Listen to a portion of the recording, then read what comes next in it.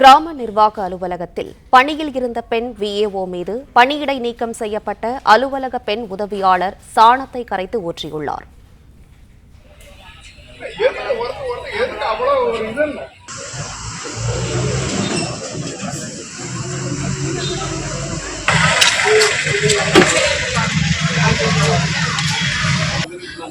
ஆஃபீஸில் ஒரு 11 நவம்பர் போல இருந்தேன் சார்.